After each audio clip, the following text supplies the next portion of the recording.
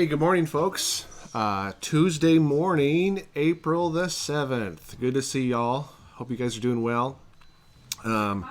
It's oh, the coffee's just now finished up. Very good. I forgot what I was saying because I got distracted by coffee. I hope that you guys are staying hanging tough, hanging in there, guys. Good morning. Hi, Judy, Tammy, Betty. Good to see y'all. It's good to have a new day, and I'm glad to be here with you. I was glad to hear what Chad had to say last night. If you didn't get a chance to hear that, you need to go back and watch. And I'm looking forward to having Chad with us, and in October. Now we scheduled this probably almost a year ago, not knowing that all of this was going to be going on, and so we're looking forward to having Chad come back with us and lead us in revival, and he has a heart and a passion for revivalism and creating revivalists, getting the church back in to where we need to be. He feels called to not start a revival amongst non-believers, but to start a revival in the church. And so I think it's a great thing. I'm looking forward. Hi, Louise. But back to where a big mug. Felt like since you were stumbling over That's the words, you big maybe mug. needed an Yes, extra large I do cup. need a large mug. Thank you. Okay. All right. Let's start with a joke. Can we do that? I need to start with a joke. And this one cracked me up too. It says, it goes like this. A termite walks into a bar and asks, "Is the bartender here?" Did you get that? Let that one sink in. It might take you a little bit, but let that one sink in. I thought that was pretty funny. Well, it's good to be with you. I did, yeah. Hi, Beck. Our Bible study this morning is what we're doing is we're going through day by day through where Jesus is in Holy Week and kind of where he walked. We're going to try to follow his footsteps as we walk through that and not spend too much time going too deep, but just picking out some little nuggets here and there. So the first one yesterday that we talked about was the Monday after Jesus' triumphal entry. He enters Sunday, Palm Sunday, all the hoopla, all the good stuff. And then Monday he spends time, that's when he goes and he clears out the temple, really is like G.I. Jesus in there and clears out the whole temple. And then curses a fig tree, which is what we talked about yesterday, which is kind of an odd miracle, but it's still a miracle. It's kind of odd, but that's what it is. But it really shows us that Jesus wants us to be committed Christians. He doesn't want us to be fake, to put on leaves and act like that we're producing fruit. He wants us, if we're going to put on leaves, we should be producing fruit. So either pick one way or the other. I think that we could even look at Revelations. Are you hot or cold? Don't be lukewarm, because I'm going to spit you out of your mouth, or I'm going to make you wither. So, but today we look at what happened on Tuesday of Holy Week. We don't really talk about Tuesday much. What happened on Tuesday? Well, a lot of scholars believe that Tuesday was when I guess we could call them the temple debates took place. And if you were to look in your scriptures and look at like Matthew 21 to 23 or Mark 11 to 12 and Luke 20 to 21, these temple debates, these things that went on, there's parables, there's stories. Jesus is somewhat kind of being questioned before the Pharisees and the scribes and all that stuff. But in Matthew chapter 22, and that's where we're going to be this morning, just a couple of short verses. Matthew 22, we get down to verse 34, and I believe I've even preached on this passage before, but I'm positive I have. Matthew 22, starting in verse 34, this is how it begins, and this is titled The Greatest Commandment, and so you probably already know what I'm going to say. But verse 34, hearing that Jesus had silenced the Sadducees, the Pharisees got together. One of them, an expert in the law, tested him with this question. Now I want to stop right there. Just look at that passage. So Jesus had given such appropriate responses. He's given such real, truthful things, saying back to them that they didn't have anything else. They had nothing on Jesus. They had no. It was just their feelings, essentially.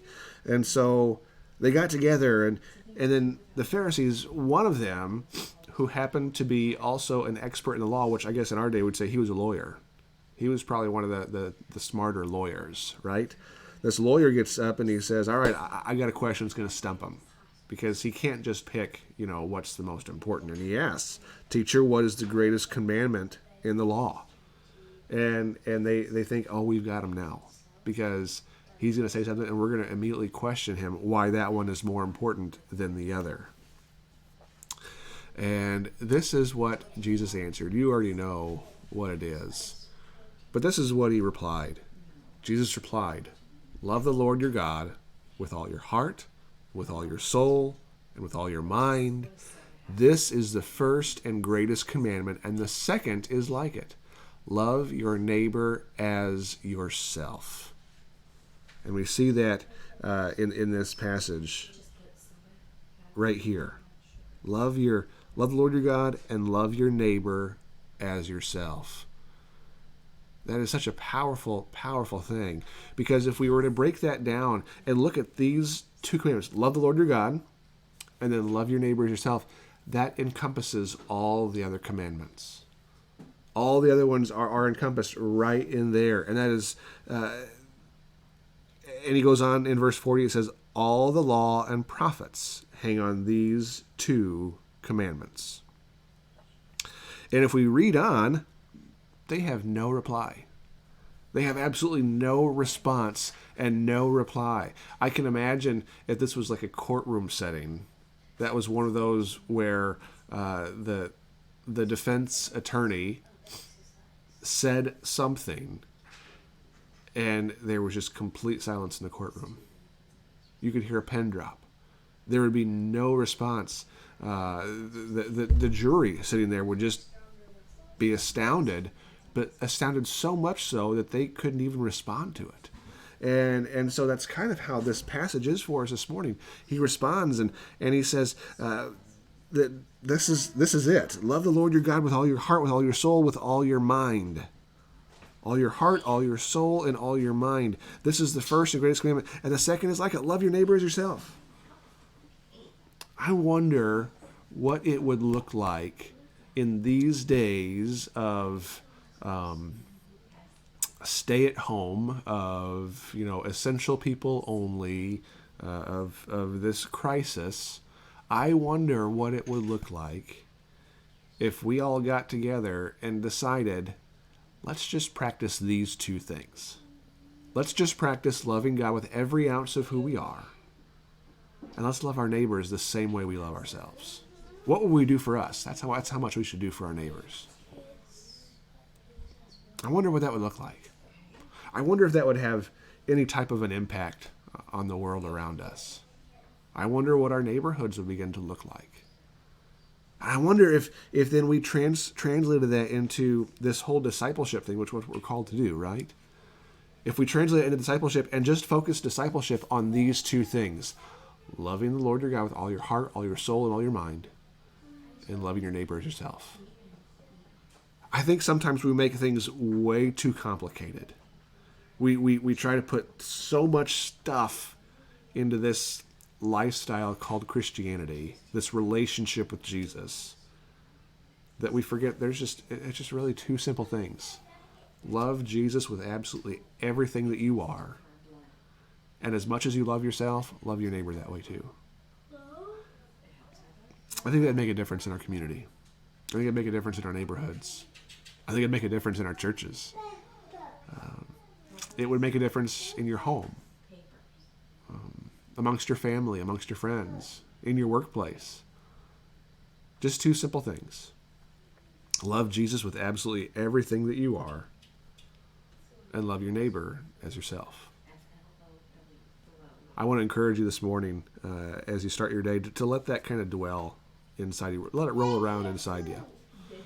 Let that be your. I know we don't have. I was going to get into something else, but we're not going to go there. Let that be your mantra. Let that be your dwelling in thought for the day. Just two simple things. Love the Lord God with everything that you are, and love your neighbor the same way that you love yourself. Folks, I hope you are blessed today. I hope you have a productive day. I pray that God would watch over you, protect you, and keep you safe. But at the same time, that He provide you open doors and opportunities today to do just those two things. Love Him with everything that you are, and love your neighbor the same way you love yourself. All right, guys. I hope you have a good one. If you need anything, reach out to us. We're going to be getting some information to you regarding our Wednesday night Bible study, and that will come out today. Also, some stuff coming up for Good Friday. Good Friday service, Friday night. Make sure you log on to the Jews for Jesus website. You can access that through kfc.org or kfcnaz.com. You can access that through our website, KissimmeFirstNaz.com, kfcnaz.com. Go to Jews for Jesus. Sign up for your Seder time. It's free. It takes an hour. It's really, really cool. Want you to do it. And then we will join together Sunday morning for sunrise service at 7 a.m. And then our 10 o'clock teaching with Pastor Newell Smith, and then 10:30 Easter service. All right. Remember, I asked you last Sunday if you're going to have a fun Easter picture. Doesn't have to be a new outfit. Doesn't have to be anything like that. Maybe do something goofy with your family and have a fun Easter outfit and send those to me, and I want to share those with the rest of our church family. All right. Guys, appreciate y'all. Love y'all. We will see you again at 8:30 tonight. Be blessed.